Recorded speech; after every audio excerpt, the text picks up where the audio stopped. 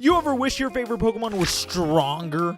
Or maybe you think the current metagame is just ruled by the same old boring Pokemon. Well, you're right! Your favorite Pokemon do suck! And they will never, ever be viable in a metagame of broken, cheap, stupid Pokemon. You have no hope, I have no hope, there is nothing we can do about it!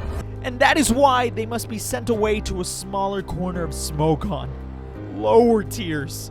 They're sent to fend off against each other when in reality, they should be fighting together to overcome these OU menaces. And in this video, that is exactly what they'll do. These lower tier Pokemon like Honchkrow and Gallade are now going to be stronger than bums like Roy Moon and Iron Valiant. And here's how. This team of 6 you see right here are all going to get their stats increased by a lot. Honchkrow is climbing from PU, so he gets a nice plus 30 boost to all stats except HP. Gallade? Well, he's UU, so he only gets plus 15 boosts. Here are how the boosts would look depending on their original tier. UU gets plus 15, RU gets plus 20, NU plus 25, and PU plus 30. And how is this possible? Through the power of Tier Shift, the other metagame of the month on Pokemon Showdown. And that's as simple as that. But now, let's see them in action. Immediately, I see a Flapple sweep from the get-go. And so I went for it. Flapple gets a quick kill on the Scarfed Gardevoir after forcing the turn 1 switch out. And I just want to point out the absolutely huge attack stat. Over 900 at plus 1? That's actually insane. At this point, everything dies so long as I hit every move. Yeah, I missed. But I'll take that BOGO 2-for-1 deal any day of the week. But then this floor just starts acting up a little bit too much. I let it set up one Calm Mind too many, but then I'm gonna EQ here. Yep. Now I'll spin. Oh, I think I'm a genius. And now EQ because I'm faster. Wow, that was a genius play. I wasn't even guaranteed faster, by the way. Then I made a pretty dumb choice and knocked off when I should have just rapid spun again to guarantee being faster after the Dragon Dance. Thankfully, Gallade was faster anyway, so all was well. After that, Honchkrow came in for the cleanup, and it went brah, brah, brah. And this team got its first win. However, I wasn't satisfied with just that. Oh no, that was too easy. I needed something tougher. So I went to the ladder one more time, and that's when I meet Treebeard66. Okay, so now it looks like I'm facing some sort of corrosion stall. Just from my initial deduction of this, they got the Salazzle with the corrosion toxic. But then we got like, this is such a fat team. This probably is stall, if I were to guess. So I like the Donphan lead. Copper Raja. Interesting. I like knocking off here. I don't think he's staying in. I think he goes Appleton here. And my prediction goes well as I knock off the item from a Pokemon that will be annoying later on.